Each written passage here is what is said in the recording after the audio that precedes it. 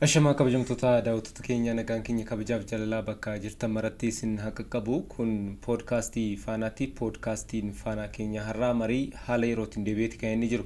Mariin haala yeroo keenyas kan inni irratti xiyyeeffatu tibba kana mana maree bakka bu'oota uummataa yaa'ii isaa gaggeesseeti kan inni jiru. Achirrattis Ministeerri Muummee Itoophiyaa Dr. Abiy Ahmed argamuudhaan haala waqtaawaa haala biyyattiin keessa jirtuu fi dhimmoota garaagaraa irratti ibsaa fi yaada bal'aa kennaniiti kan isaan jiran. Kan irratti xiyyeeffachuudhaan marii kan taasifnu ta'a. Ayyaana Dheeressaa waliin hanga xumuraatti nu faana bu'aasni jenna. Ayyaana Dheeressaa baga nagaan dhufte. Baga nagaan. Ayyee mariin haala yeroo keenyaa kan inni irratti xiyyeeffatu mana maree bakka bu'oota uummataa kibxata darbee walgahii gaggeesseeti kan inni jiru. Kan irratti xiyyeeffachuudhaanis Ministeerri Muummee Itoophiyaa Dr. Abiy Ahmed mana maree bakka bu'oota uummataa irratti gaaffilee miseensota irraa dhiyaatanii fi ibsaaf deebii bal'aa kennaniis kan isaan jiranii dhimmoota garaagaraatti kan ka'ee jiru. Ibsaa fi deebii bal'aa isaan kennan irratti xiyyeeffachuudhaan kan mari'annu ta'a. Mee keessumattuu manni maree bakka bu'oota uummataa yaa'ii isaa kanaanii dhimmoota dinagdee nageenyaa piroojektota faayidaa biyyaalessaa mirkaneessuu danda'an irratti yaadota garaagaraa calaqqisiisaniiti kan isaan jiranii. Ministeerri Muummees ejjennoo mootummaadhaa ibsaniiti kan isaan jiranii. Mee damee dinagdeetti yoo jalqabne maal fakkaata? Ni danda'ama. Ayyee keessumattuu damee dinagdeetiin dinagdee gooroo riifoormiin kun hojiirra ooluu eegaleeti jijjiiramni bu'aa qabeessa ta'e akka argameedha. Damee qonnaatiin, damee indastiriitiin, damee faayinaansiitiin waa hedduudha kan isaan kaasanii. Mee damee qonnaatiin keessumattuu egaa hunda dura dinagdee biyyattiidhaa waggaa ka'u dameen qonnaa utubaa yookaas lafee dugdaa dinagdee biyyattiiti waan ta'eef dameen qonnaa kana irratti hojiilee bal'aan akka hojjetaman caalaatti garuu hojiileen damee qonnaatiin jijjiiramoonni dhufaa jiran akka biyyaatti hedduun isaanii akka daataa walitti qabamaa jirudha kan isaan kaasanii turan. Ministeera pilaanii fi misoomaatiin hojiin istaatiksii gaggeeffamaa akka jiru garuu daataa walitti qabamaa jiru kun waggaa walitti qabamee xumuramee xiinxalamuu jijjiiramni olaanaan akka eegamudha. Jijjiiramni olaanaan damee qonnaa irratti akka ni dhufa jedhameeti kan inni eegamudha kan isaan kaasanii. Irra caalaa garuu damee qonnaatiin hojiileen hojjetaman jijjiirama bu'aa biyyattii sadarkaa addunyaatti maqaa dhoofsisuu danda'u. Damee oomishaatiin oomisha qonnaa biyyattii keessumattuu misooma qamadiitiin yookaas oomisha waliigalaatiin illee bara kana baatiiwwan 6 darban amajjii dabalatee jechuudha. Oomisha kuntaala miiliyoona 900 fi miliyoona 99 walitti qabuun akka danda'amedha kan isaan kaasanii. Kun egaa hojiilee bal'inaan damee kana irratti hojjetaman jijjiirama isaan argisiisan keessaas tokko akka ta'edha kan isaan kaasanii. Teekinooloojiiwwan garaagaraa fayyadamuudha wajjin wal qabatee dhimma tiraaktara paampiiwwan biyya keessatti qonnaan bultoonni itti fayyadamuu eegaluun isaanii kuni damee dinagdee keessa keessumattuu damee qonnaatiin jijjiiramni olaanaan akka argamedha kan isaan kaasanii.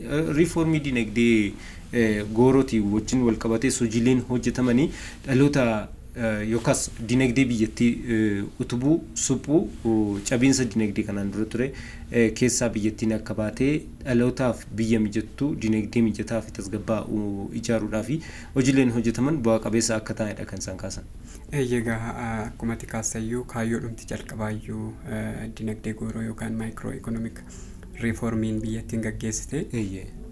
Jalqabarraa dinagdeen biyyattii cabiinsa qaba yookaan rakkoo qaba ture. Cabiinsa dinagdee kana furuudhaaf immoo dinagdee gooroo fooyya'insa dinagdee gooroo taasisuun barbaachiseetu argame. Kan biraa immoo biyyattiin dinagdeen biyyattii akkuma beekamu kanaan dura qonna irratti kan inni xiyyeeffatee ture. Dinagdee qonna irratti xiyyeeffate kana immoo gara dinagdee damdaneessaatti fiduun yookaan immoo ceesisuun barbaachisaa waan ta'eefi riifoormii dinagdee kana taasisuun barbaachisaa ta'etu argame jechuudha. Haaluma kanaan biyyattiin riifoormii dinagdee erga taasisteen booda dameewwan dinagdee damdaneessa riifoormiin irratti gaggeeffaman keessaa inni tokko lafee dugdaa dinagdee biyyattii kan ta'e damee qonnaa irrattidha. Damee qonnaa irratti dinagdee riifoormii gaggeessuun xiyyeeffannoo kennuudhaan inisheetiiviiwwan garaagaraa bocuudhaan hojii bal'aa hojjechaa turteetti. Kanarra darbee immoo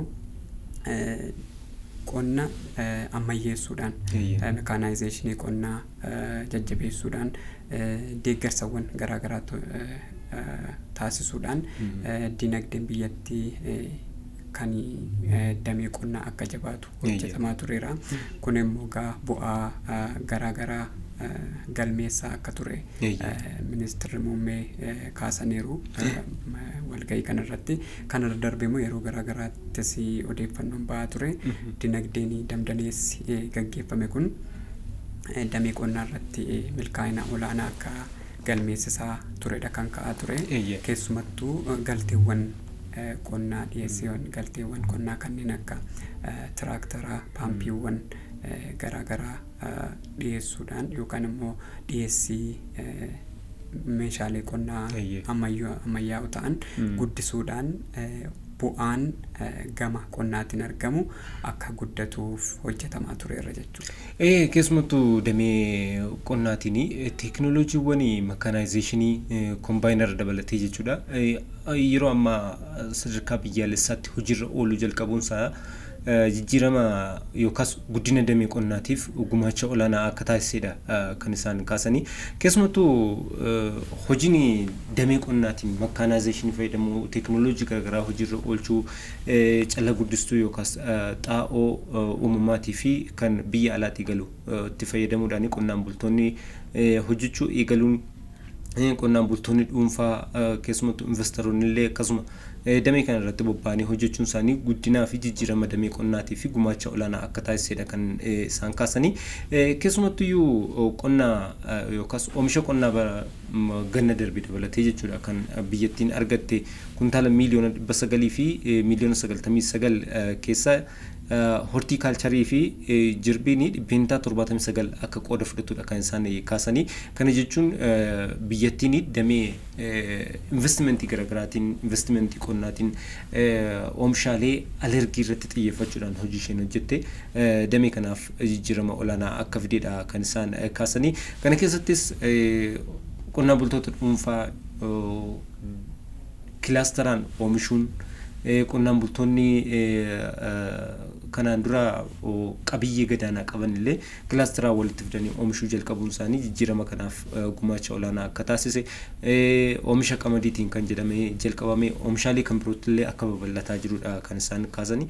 Kanaaf iyyuu dameen qonnaa dinagdee baranaa guddina dinagdee baranaa keessatti gumaacha ni qabaataa kan jedhuun damichaaf xiyyeeffannaa kennamee hojjetamanii jijjiiramnii fi bu'aa maalchisaan akka argamee jirudha. Garuu qoodni inni guddina dinagdee biyyattiitiif taasisaa jiru hagami kan jedhu daataan irra caalaatti walitti qabamaa akka jirudha kan isaan kaasanii. Daataan kun immoo adeemsarra jiraachuun isaa ammatti jijjiiramni damee qonnaatiin argamaa jiru kun biyyattiidhaaf maali kan jedhu xiinxalamee amma xiinxalli gahaan ifoomutti adeemsarra waan jiruu fi ragaa qabatamaas waan hin taanee fi isa kana ministeera pilaanii fi misoomaatiif dhiisaniiti kan isaan jiranii. Ragaaleen barbaachisaa ta'anis gama sanaan akka ba'an adeemsi staatistiksii yookaas daataa walitti qabuudha gaggeeffamaa akka jiru. Gandoota hedduu irratti illee adeemsi kun abbaa taayitaa yookaas tajaajila staatistiksii biyyaalessaa waliin ta'uudhaan hojiileen hojjetamaa jiran adeemsarra akka jiranidha kan isaan kaasanii. Damee dinagdee keessatti tokko kan ka'u damee industirii biyyattiiti. Damee industiriitiin illee bu'aa qabatamaanii fi maalchisaa ta'e akka argamedha kan isaan kaasanii turan. Gara industiriitti osoo hin cehin dura qonnuma irratti waa dabaluudhaaf yoo fudhattee ilaalte dinagdee jechuun meeshaalee gurguramanii maallaqa guddaa argamsiisuu danda'an jedhee tayyaadha. Dameewwan qonnaa irratti xiyyeeffatamanii hojjetamaa jiranis illee oomishaalee gurguramanii yookaan immoo sharafa olaanaatti gurguramuu danda'an kanneen akka qamadii, kanneewwan jirbii fi hortikaalchar warreen jennu buna fa'aa dabalatee biyyattiidhaaf sharafa olaanaa waan argamsiisaniif oomishaaleen irratti xiyyeeffatamanii hojjetamaa jiran illee guddina dinagdee utubuu keessatti warreen qooda olaanaa qabanidha. Gara indastiriitti ce'uudhaaf akkuma beekamu osoo sosochiin Itoophiyaan haa oomishtu hin eegalamin dura indastiriin biyyattii sababa garaagaraatiin sadarkaan oomishuu isaanii baay'ee gadi bu'ee ture yookaan immoo sadarkaa dhaabbatanii turan sadarkaa dhaabbatanii irra ga'anii turan jechuun ni danda'ama. Erga sosochiin kun eegalamee as garuu warshaaleen yookaan indastiriiwwan garaagaraa gara hojiitti galuudhaan oomishuu eegalanii dinagdee biyyattii utubaadha kan isaan jiranii. Kun immoo oomisha biyya keessaa oomishamu bakka bu'u kan biyya keessaan of gahuurra darbe oomishaalee alaa galan bakka bu'uudhaan gahee olaanaadha kan isaan taphatanii. Oomishaalee alaa galan kan biyya keessatti bakka buusuun yookaan oomishaalee alaa galan biyya keessatti oomishuu danda'u jechuun tokkoffaan sharafa alaa biyyattiin baastu ni hambisa. Kun immoo dinagdee biyyattii keessatti qooda olaanaadha kan inni taphatu. Gama kanaatiin gahee indastiriiwwan hojii eegalan gara hojiitti seenanii sadarkaa oomishuu isaanii guddisuun hojjetamen bu'aa olaanaan akka argamedha kan isaan kaasanii.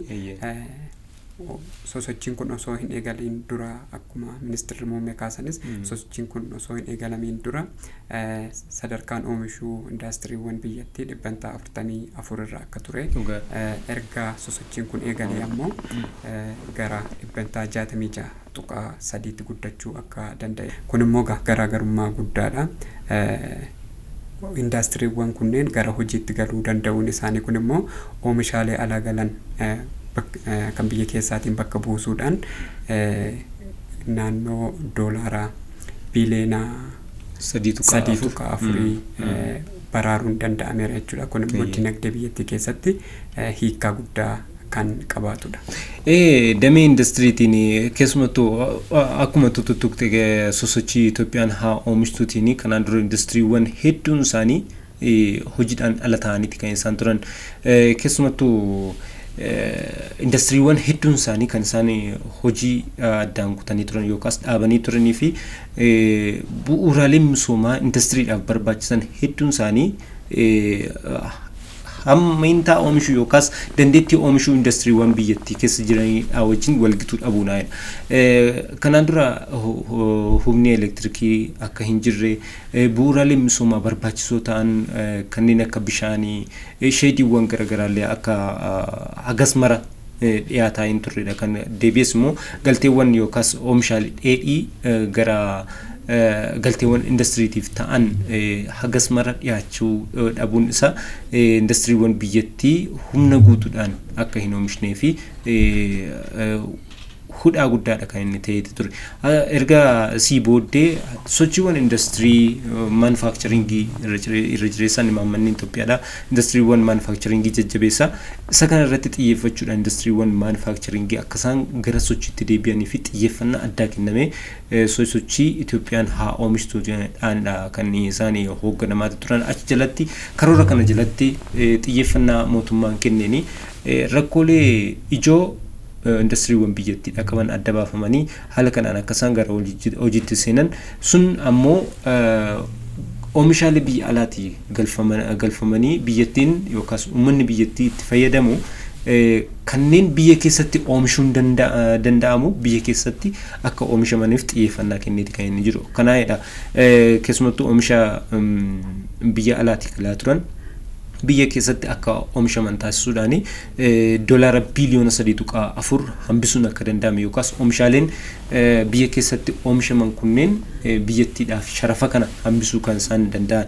Otoo sosochiin Itoophiyaan haa oomishtuu kun hojiitti seenee xiyyeeffannaa indastirii biyyattiitiif hin kennamne ta'eeti indastiriiwwan hedduun isaanii hojiidhaan alayyuu yeroo ta'antu jiru jechuun gara mancaatiittidha kan isaan deeman waan ta'eef isa kana irratti jijjiiramni damee indastiriitiin guddina dinagdeetiif gumaacha inni taasise caalaatti kan bu'a qabeessa ta'e deebi'ees immoo itti fayyadamni enerjii indastiriiwwan biyyattiidhaallee gara 16tti akka guddateedha kan isaan kaasan kun ammoo damee dinagdeetiif gumaacha olaanaa akka taasise akka isaan qooda isaanii damichaaf baatanii fi gumaacha olaanaa akka taasisedha kan isaan kaasanii kanaaf iyyuu damee indastiriitiin jijjiiramni olaanaan akka dhufaa jiru damee industirii keessumattuu damee anniisaa irratti anniisaa maddisiisuu yookaas oomishu soolaariitiin waggaa dhuftu galii olaanaa ni arganna jedhaneeti kan nuti abdannuudha kan isaan kaasan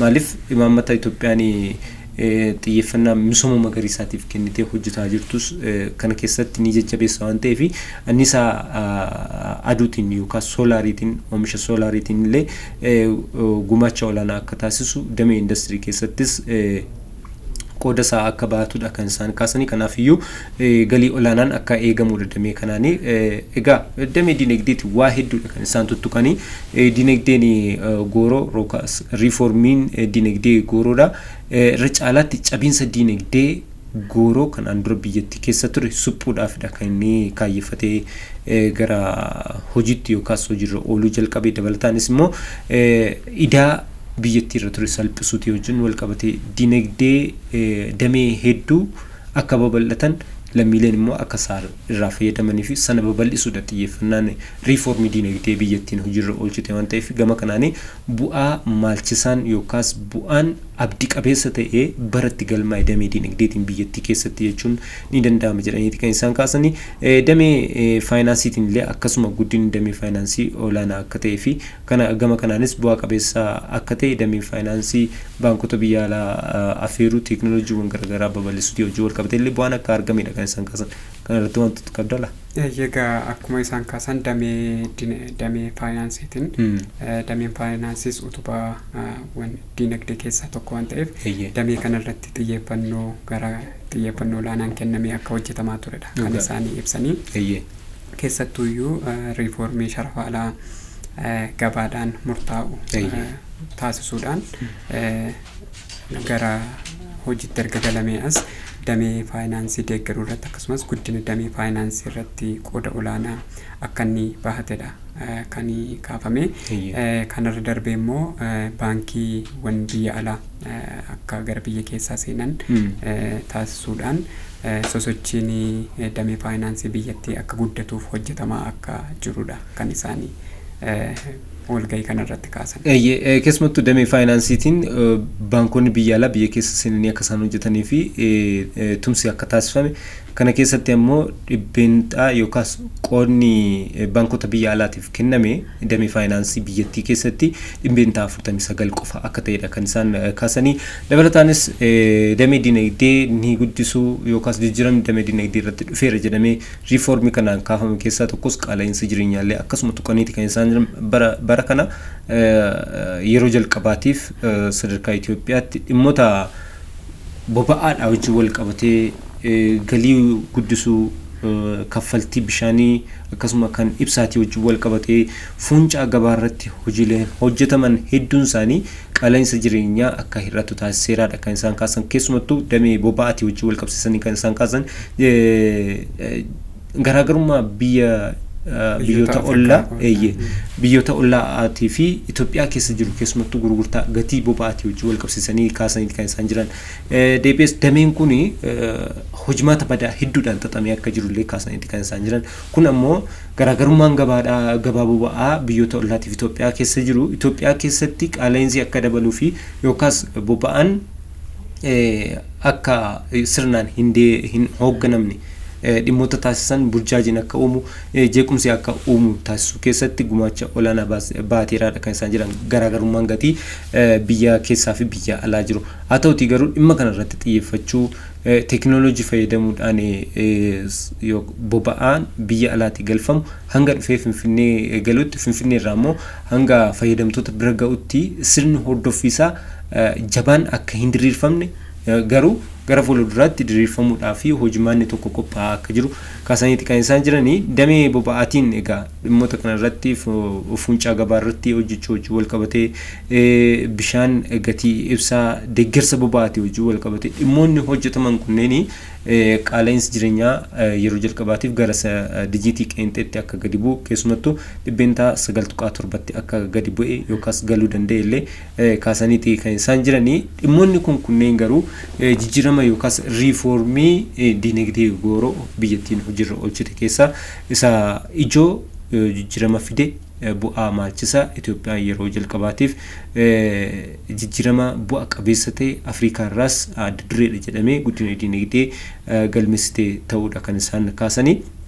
Egaa dhimmoonni kunneen waliigalaan damee diinagdeetiif guddina argamsiisanii jijjiirama damee diinagdeetiin argame keessaa isaan ijoo erga ta'anitti dhimmoota kan biroollee akka kaasaniiti kan isaan turan waa hedduudha waa bal'aadha kan kaasan haa ta'uti garuu dhimmoota ijoo isaan tuttuqan keessaa dhimmoonni nageenyaallee akkasuma xiyyeeffannaa ibsaa fi yaada bal'aa akkasumas gaaffilee miseensota mana marichaa irraa kaan keessaa isaan tokkodha waan ta'eef dhimmoota nageenyaa irratti mee waa jenna.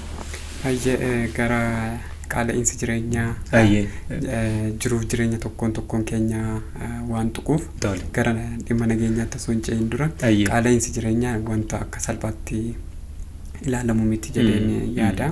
Kun immoo hojiin hojjetame waan jajjabeeffamuu qabudha. Akkuma isaan jedhan seenaa Itoophiyaa keessatti yeroo jalqabaatiif qaala'insi jireenyaa gara dijiitii qeenxee dhibbantaa 9.7tti gadi bu'uu jechuun waan guddaadha. Kun immoo waan akka salphaatti dhufe osoo hin taane hojiilee dameewwan garaagaraatti xiyyeeffannoo kennamee hojjetameen kan argamedha waan ta'eef waan jajjabeeffamuu qabudha. Keessumaa hojiiwwan nama jireenya yookaan jiruuf jireenya namaa irratti xiyyeeffatan kanneen akka nyaata sagantaa nyaata barattootaa manneen jireenya waliinii fuuncaawwan faddaaltota seeraan alaa adda kutuudhaan oomishaa fi oomishtootaa fi shammattoota yookaan warreen oomishaniif warreen gurguran kallattiin akka wal argataniin gabaawwan keessumattuyyuu gabaawwan dilbataa fi sanbataatiin hojiiwwan hojjetamaniin waan argaman waan ta'eef waan jajjabeeffamuu qabudha. Gara dhimma nageenyaatti darbuudhaaf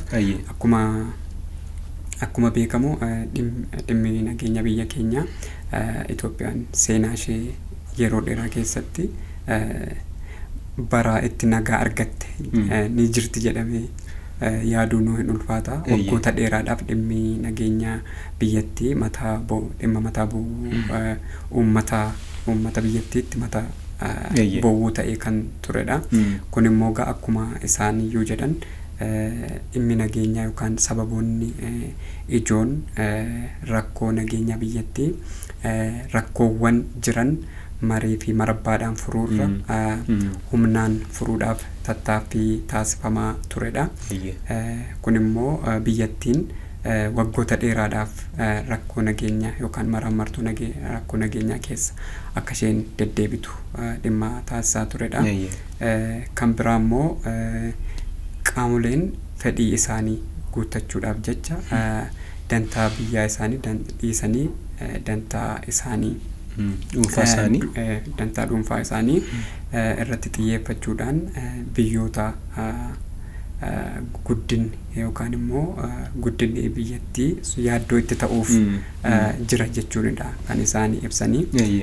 Hundarra immoo dhimma nageenyaa yeroo kaasnu dhimma dhuunfaa keenyaa osoo hin taane akka waliigalaatti dhimma biyyattii ta'uu qaba yaada jedhudha kan isaan kaasanii. Dhimma biyyattiif dursa kennuu dhimma dhuunfaa keenyaa cinaatti dhiisnee rakkoo qabnu immoo karaa mariitiin karaa marii fi marabbaadhaan haa furru yaada jedhudha kan isaanii kaasaa turan. Keessumattuu sababa rakkoo nageenyaa biyyattiin hanga ammaatti dhimmi nageenyaa gaaffii ta'ee yookaas mataa bu'uu ta'ee mootummaanis xiyyeeffannaatti kennee hojjetaa jiru. Yeroo hundumaa kan lallabamu dhimma nageenyi murteessaa akka ta'e hawaasa biyyattiitiif misooma biyyattiitiif guddina biyyattiitiif nageenyi murteessaa akka ta'e irra deddeebi'ameeti kan ibsamu. Mootummaanis gama kanaan of duubatti akka hin laafne tarkaanfii cimaa kan nageenya biyyattii tasgabbeessuu danda'an galmoota guddinaa biyyattiin qabattee jirtu bira qaqqabuudhaa fi nageenyi tasgabbiin biyyattii keessaa murteessaa akka ta'e kaafamaatti kan ture. Dhimma kana irrattis mootummaan xiyyeeffannaa kennee hojjetaa akka turedha. Keessumattuu kanaan duras morkattoota yookaas kanneen qabsoo hidhannootti seenanii jiran waliin mariidhaan rakkoo nageenyaa kana garaagarummaa jiru kana furuudhaaf tattaaffiin taasifamaa ture. Mootummaan irra deddeebiidhaan waamichi inni taasisaa ture kanaan dura hamma tokko bu'aa akka argamsiisaa jiru. Amma immoo garuu uummanni gara dhimma nageenyaatiif xiyyeeffannoo nageenya naannawaa isaatii nageenya biyya isaatiitiif xiyyeeffannaa kennuutti ce'ee akka jirudha kan isaan kaasanii. Garuu nageenyi biyyattii ammallee hin tasgabboofne kan jedhanii dubbatan ni jiru. Kan yeroo garaagaraattis ni ibsama. Biyyattiin tasgabbii hin qabdu. Kanaaf guddina dinagdee tasgabbaadhaa fi guddina dinagdee abdii qabeessa ta'e galmeessuu hin dandeessu kan jedhuun kanneen yaaddoo isaanii kaasan ni jiru. Haa ta'uti garuu yaaddoon kun ka'umsi isaa maalidha yoo jedhame sababoota rakkoo nageenyaa ta'anii biyyattiin ittiin rakkachaa jirtu kun garaagarummaa yaadaa kanneen humnaan furuudhaa fi qabsa'an yookaas yaadan heddummachuudhaa kan ka'e akka ta'e cimsaniiti kan isaan dubbatan. Keessumattuu kanneen hidhannoodhaan socho'an naannolee Oromiyaatii fi naannoo Amaaraatti illee kanneen hidhannoodhaan socho'an akka gara filmaata nageenyaa mootummaa waamicha taasisetti akka isaan dhufaa jiran. Haa ta'utii garuu kanneen hafan ammallee humnaan yaada isaanii yookaas garaagarummaa yaada isaanii sana furuudhaa fi tattaaffiin isaan taasisaa jiranii maraamartoon rakkoo nageenyaa biyyattii keessa jiru kana furmaata waaraa ta'uu akka hin dandeenye ammallee furmaanni waaraan marii fi marabbaa qofa karaa nagaa qofa akka ta'e ammallee mootummaan itti amaneeti kan inni hojjetaa jiru. Kanneen gara nagaatti dhufan ammallee balballi isaa yookaas ulaan nageenyaa isaa ulaan simannaa isaati banaa akka ta'e kaasaniiti kan isaan jiranii. Haa ta'utii garuu mootummaan dhimma nageenyaa kana wajjin wal qabsiisee biyyattiin nageenya hin qabdu dinagdeen sin tasgabbaa'uu hin danda'u kan jedhamee kaafamu kuni dudduubatti hojiilee biyyattiin hojjetaa jirtu dudduubatti deebisuudhaaf kanneen tattaafatanidha malee mootummaan ammallee dhimma nageenyaas gama tokkoon dhimmoota misoomaa ijaarsa diimokiraasii biyyattiin jalqabdee jirtus geggeessaa dhimma egeree fayyisuu irratti xiyyeeffanneeti hojjetaa jirraadha kan isaan kaasan. Keessumattuu filannoodhaa wajjin illee wal qabsiisaniiti kan isaan kaasanii filannoon nageenyi gahaan bakka hin jirretti filannoo diimokiraataa naga qabeessa geggeessuu hin danda'amu kanneen jedhanii. Inni kun dhimma dirqama heeraa ba'anna. Kanneen dorgomuu barbaadan haa dorgoman dirreensaas bal'aadha. Diimokiraasii keenyas shaakalaa dhimmoota misoomaas dhimmoota nageenyaas wal cinaa ni geggeessinaadha kan isaan jedhanii. Haa ta'uti garuu garaagarummaan nageenya biyyattiin nageenya hin qabdu filannoo geggeessuu hin dandeessu kan jedhanii kaasan kunneen ilaalcha dogoggoraatti ammallee murannoodhaan irratti hojjechuun barbaachisaa ta'aadha kan isaan kaasanii. Dhimma Eertiraa fi Itoophiyaa akkasumas naannoo Tigraay ilaalchisee muddamoota naannawaa kanatti mul'atan irratti illee yaada garaa calaqqisiisaniiti kan isaan jiran. Dhimma nageenyaa ilaalchisee dhimma nageenyaa fi filannoo ilaalchisee keessumaayyuu kan isaanii cimsanii kaasanii akkuma beekamu baatiiwwan ja'an darban keessa ayyaanonni uummataa kan dirree irratti kabajan hedduun karaa nagaadhaan kabajamanii akka turan keessumaa ayyaana irreechaa cuuphaa ayyaana qillee warreen kun karaa nagaadhaan kabajamanii uummanni miiliyoona hedduudhaan lakkaa'amu kabajamee karaa nagaan erga kabajamee filannoorra gahee wanti rakkoo nageenyaa uumu akka hin jirredha kan isaan kaasan. Kana jechuun filannooni karaa nageenyaan akka inni kabajamu kan ammoo mootummaan kutannoo akka qabudha kan isaan kaasanii. Filannoon bara kanaallee karaa nagaa dimokiraatawaa fi haqa qabeessa akka ta'e karaa ta'een akka gaggeeffamudha kan ibsanii. Kanarra darbees paarlaamaan biyyattii itti aanu paarlaamaa sagaleewwan adda addaa itti dhaga'aman ta'uu akka qabudha kan isaan dubbatanii. Kun immoo kutannoo paartiiwwan siyaasaa garaagaraallee kan gaafatudha. Maaliif kutannoo gama mootummaatiin jiru qofti wanta kana fiixaan baasuu waan hin dandeenyeef paartiileen siyaasaa garaagaraallee dhimma kanarratti gahee isaanirraa eegamudha kan isaan bahachuu qaban jedhee tayyaadha. Dhimma kanarratti akkuma isaan jedhan filannochi karaa nagaa haqa qabeessaa fi dimokiraatawaa ta'een ni gaggeeffamadha kan isaan jedhanii. Dhimmoota nageenya naannawaa ilaalchisee keessattuu nageenya naannoo Tigraay ilaalchisee yaadni isaan kaasanis uummanni naannichaa uummata naga qabeessa kan misoomaa fi guddina barbaadu akka ta'edha kan isaan kaasanii. Uummanni naannichaas paartilee siyaasaa warreen karaa sirriidhaan dorgomaa ta'uu danda'an warreen dorgomtoota ta'uu danda'an akka horachuu qabudha kan isaan dubbatanii. Paartileen siyaasaa gama sanaan jiranis dhimma uummata isaaniif dursa kennuu akka qaban nageenya isaaniif dursa kennuu akka qaban uummanni sababa rakkoo nageenya kaaba biyyattiitiin qe'ee fi qabeenya isaarraa buqqa'ellee bakka isaatti deebi'aa akka jiru kan isaan kaasanii. Kun immoo dhimma uummataaf dhiifamuu qabu. Uummanni murtoo mataa isaatiin nageenya isaa akkasumas qe'ee isaatti deebi'ee jireenya isaa karaa nagaa qabeessaan geggeeffachuu akka qabudha kan isaan kaasanii. Dhimma Eertiraatiin wal qabatee rakkoon Itoophiyaa fi Eertiraa kanarra eegale osoo hin taane erga waggoota hedduu kan lakkoofsise ta'uudha kan isaan dubbatanii. Kun immoo mootummaan wayita jijjiiramaa rakkoo kana furuudhaaf hojii hojjechaa ture. Akkasuma hin milkaa'in hafuu keessattuu immoo nageenyi yookiin walitti bu'iinsi biyyoota lammeenii kan inni fiixee olaanaarra ga'e wayita waraanni kaaba mudate keessattuu loltoonni Eertiraa garee abuutii yookaan TPLF duuba goruudhaan uummata naannichaa akka isaan dararaa turan ajjeesaa qabeenya saamaa akka isaan turedha kan isaan kaasanii.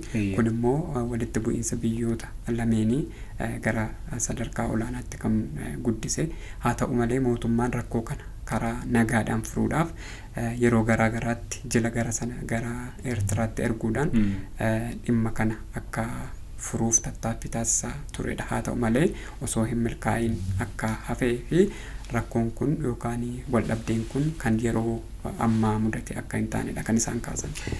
Keessumattuu dhimma naannoo Tigraay wajjin wal qabatee uummanni naannoo sanaadha waltajjii gareewwan muraasaatiif da'oo yookaas waltajjii faayidaa garee muraasaa ta'uu akka hin qabne garee muraasaaf jecha nageenyi naannawaa sanaa boora'uu akka hin qabnee fi gara nageenya mataa isaatiitiif gara hirmaachuutti gara kutannoo qabaachuutti ce'uu akka qabudha kan isaan akeekan. Keessumattuu naannawaa kana keessatti garee muraasni nageenya naannawichaa booressuu dhimma Piriitooriyaatii wajjin wal qabatee wantoonni hedduun rakkoo mudataniini hojiirra oolmaan yookaas waliigalteen Piriitooriyaadha akka inni xiqqoo dudduubatti harkifatu kan taasise. Hawaasni kanaan dura qe'eerraa buqqa'ee turellee akka naannawaa isaatti hin deebinee fi gufachiiseeraadha kan isaan kaasanii. Kanaafiyyuu uummanni naannoo kanaadha waa tokko murteeffachuu akka qabu waltajjii siyaasaa yookaas harka lafa jalaatiin yookaas harka nama kan biraatiin ibidda qabachuu dhaabuu akka qabuu fi nageenya naannawaa isaatii murteeffachuu akka qabu irrattis hojjechuu akka qabudha kan isaan kaasan. Keessumattuu koomishinii marii biyyaalessaatii wajjin wal qabatee hawaasa koomishinichi naannawaa sanatti ajandaa naannoo Tigraayitti uummatarraa funaanudhaa fi yeroo 10 ol naannoo sanatti marii geggeessaa akka ture. Sun garuu sababa gareewwan muraasaatiif akka gufachaa ture. Ammallee naannoo sanatti marii biyyaalessaa geggeessuudhaaf tattaaffiin geggeeffamaa akka jirudha kan isaan kaasanii. Marii biyyaalessaa tokko nageenya waaraa biyyattiitiif murteessaadha. Shaakala kanaan dura keessa turre maraamartoo qormaata biyyattiin keessa turte keessaa baasuudhaa fi mariin kun murteessaa akka ta'ee fi kanaa wajjin wal qabatees uummanni Itoophiyaa 95 ajandaa isaa marii biyyaalessaatiif akka kenne yaada isaa marii biyyaalessaatti akka dhiyeeffate illee kaasaniiti kan isaan jiranii ammallee dhimmi kun jajjabeeffamuu akka qabuu fi naannoo Tigraayittis geggeessuudhaa fi tattaaffiin akka eegalamee jirudha. Keessumattuu naannoo nageenya yookaas hariiroo Itoophiyaatiif Eertiraa wajjin wal qabatee wanti isaan kaasan tokko hariiroon yeroo mootummaa jijjiiramaa bara jijjiiramaa keessa Eertiraa wajjin jalqabame dudduubatti deebi'uu fi laaffachaa dhufuuni akka yeroo dhimma karra galaanaati wajjin wal qabatee gaaffilee kaanii wajjin wal qabsiisan haa ta'uti garuu dhimmichi isaan duradha kan jalqabame keessumattuu yeroo waraana kutaa kaabaa geggeeffamee ture waliigalteen Piriitooriyaadha garee TPLF waliin taasifamuun isaa gara aangawoota Eertiraa mufachiisee akka turedha. Kanarraa kan ka'edha wal dhabdeen yookaas walitti mufannaan Itoophiyaa fi Eertiraa hariiroon isaanii laaffachaa dhufuun kan jalqabame. Kanaaf iyyuu dhimmi kun ammoo dhimma kanaan dura jalqabamedha malee dhimma gaaffii karra galaanaati wajjin dhimma ka'uu hin qabne akka ta'edha kan isaan kaasanii. Dhimmoota nageenyaa siyaasaa wajjin wal qabatee wantoonni hedduun dhimmoonni irratti hojjetamuu qaban dhimmi mootummaan irratti xiyyeeffatee hojjetaa jiru kanaan dura tattaaffiiwwan taasifamaa turan namoonni hirmaatan illee dhugaa jiru sana himuun ni danda'amaadha kan isaan kaasanii. Haa ta'uti garuu mootummaan ammallee rakkoo nageenyaa naannoo sana jiru hariiroo uummataaf uummataa cimsaa nageenya naannawaa sanaa mirkaneessuudhaa fi tattaaffiin jalqabee jiru ammallee kan itti fufu ta'uudha kan isaan kaasanii. Gama kanaan mootummaan ammallee hojjennoonsaa kan hin mintiqne kutannoo qabaachuudhaan nageenya naannawaa sanaa deebi'ees immoo hariiroo Eertiraa fi Itoophiyaadhaa cimsuudhaa fi tattaaffiiwwan jalqabaman akka duubatti hin deebinee fi sanaa ammallee tattaaffichi itti fufaadha kan isaan kaasanii. Wantoonni hedduun biyyattiin ji'oottan ja'an darban kana keessatti hojiilee hojjetaman bu'aalee argaman wajjin wal qabsiisellee piroojektonni biyyaalessaa faayidaa biyyaalessaa illee mirkaneessuu danda'an hedduun isaanii hojjetamaa jiran dhimma hundeeffama waggaa 90ffaa humna qilleensaa Itoophiyaatii wajjin wal qabatee hidha guddicha haaromsaa Itoophiyaatii wajjin wal qabatee gaaffii karra galaanaatti wajjin wal qabatee illee yaadota garaagaraa calaqqisiisaniiti kan isaan jiranii. Dhimma karra galaanaallee ammallee Itoophiyaan dhimma argachuu qabdudha. Kanaaf iyyuu mootummaan ejjennoo isaatti cimee itti fufa akka hin hafnee fi Itoophiyaa fi Galaana Diimaa adda ba'anii jiraachuu akka hin dandeenyedha kan isaan kaasanii. Gara piroojektota biyyaalessaa faayidaa biyyaalessaa Itoophiyaa eegsisuuf kabachiisuudhaaf qabamanii jiranti yoo jenna. Akkuma beekamu baatiiwwan ja'an darban egaa piroojektonni gurguddoon dinagdee biyyattii guddisuu danda'an akkasumas biyyattii gara sadarkaa olaanaatti ceesisuu danda'an hedduun baatii keessatti eegalamanidha. Keessumaayyuu tibba darbee piroojektonni gurguddoon lama keessumaa kan maddisiisa anniisaa humna qilleensaa Aishaa lakkoofsa 2 fi riizortii Shabalee kan eeramanidha. Warreen kun warreen eebbifamanidha. Warshaaleen boba'aa, warshaaleen xaa'oo akkasumallee buufanni xiyyaaraa idil addunyaa kan Bishooftuu piroojektota gurguddoo birrii yookaan immoo baajata olaanaadhaan hojjetaman baatiiwwan keessatti eegalamanidha. Akkuma isaan kaasanis mootummaan egaa piroojektota gurguddoo egeree biyyattii keessatti qooda olaanaa yookaan gahee olaanaa bahachuu danda'an bara yookaan immoo baatiiwwan inni keessatti hojjetamanidha.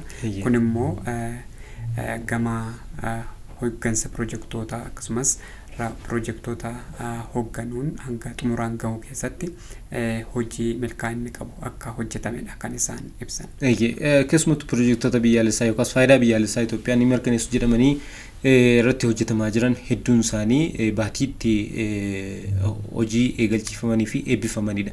Keessumattuu baatii kana keessatti kan ijoo yookaas ajandaa olaanaa ture buufata xiyyaaraa guddicha kan sadarkaa idil addunyaa Itoophiyaallee ni beeksisa jedhamee eegamu kan Bishooftutti eegalchiifamedha. Kana wajjin wal qabatee piroojektota hedduu kanaan dura ijaaruu hin eegallu yookaas hin eegalchiisnu jedhamee kan ture. Garuu meegaa piroojektota ni eegalchiisnaadha kan isaan kaasanii.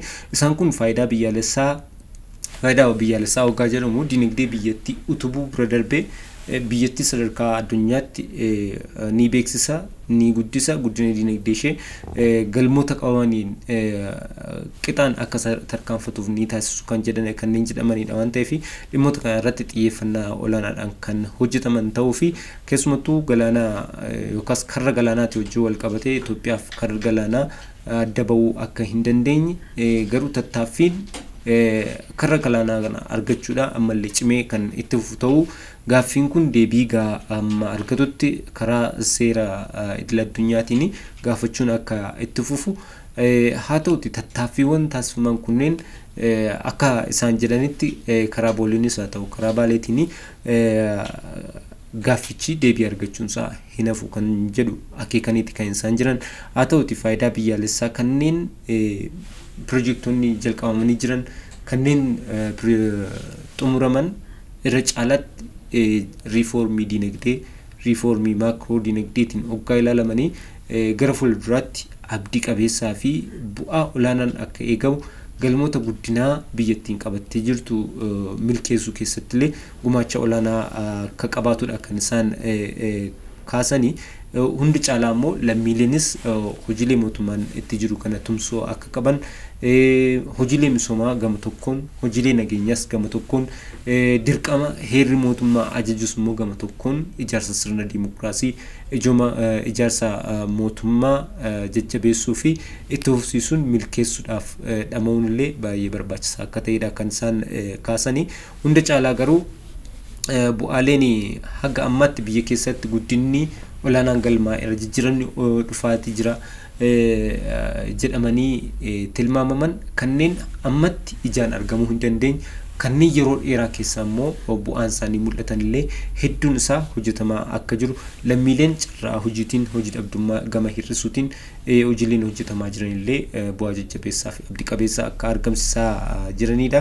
Hunda caalaa garuu gama dinagdeetiin siyaasaan hawaasummaatiin nageenyaan wantoonni Itoophiyaa keessatti baatiiwwan 6 darban hojjetaman kan kanaan dura akkuma jiranitti ta'e kan kanaan dura bu'uura amma argameetiif bu'uura akka ta'u inni amma argame immoo sabor argamuuf bu'a qabeessa akka ta'u kanaan dura galiin haga kanaas akka hin argamne baatii 6 keessatti garii birrii biiliyoona 700 ol akka walitti qabamellee kaasaniiti kan isaan jiran kun hundumtuu walitti ida'ame galmoota Itoophiyaan guddinaaf qabattee jirtu bira geessisuudhaa fi tattaaffii eegalte kan argisiisu bu'aaleen amma argamaa jiran bormoo eessa ga'uu akka danda'an kan akeeku waan ta'aniif isaan kana kanneen hojjetaman jajjabeeffachaa kan gara fuulduraa immoo ilallataa yookaas akeekkataa karoorfataa irratti hojjechuun barbaachisaadha kan isaan kaasanii haala waliigalaatiin mariin keenya kanadha yoo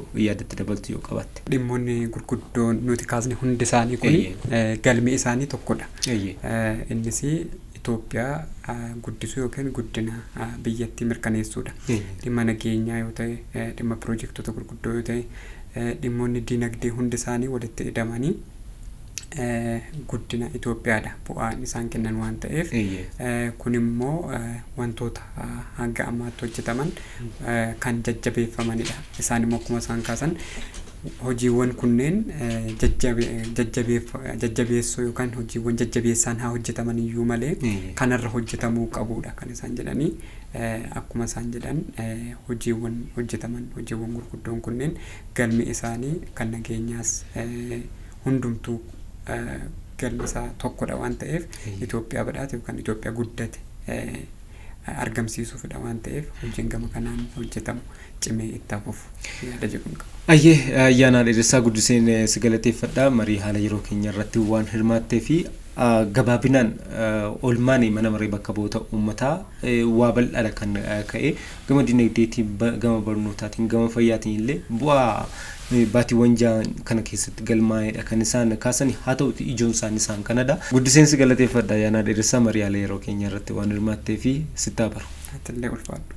Ayyee egaan kabajamtoota daawwattoota keenya mariin haala yeroo keenya keessumattuu olmaa mana maree bakka bu'oota uummataa tibba darbee ministeerri muummee Itoophiyaa Dr. Abiy Ahmed irratti argamuudhaan yaadaa fi ibsa bal'aa miseensota mana maree bakka bu'oota uummataa irraa gaaffilee ka'aniif kennan irratti xiyyeeffachuudhaan kan isiniif dhiyeessine kana fakkaata waan faana ta'anii daawwattaniif guddisnee isin galateeffannaan dabalataa addasaan ture ogeeyyii istuudiyoo mara waliin ta'uudhaan torban marii haala yeroo keenya kan birootiin kan walitti deebinu ta'a. Gastuu yeroo gaarii.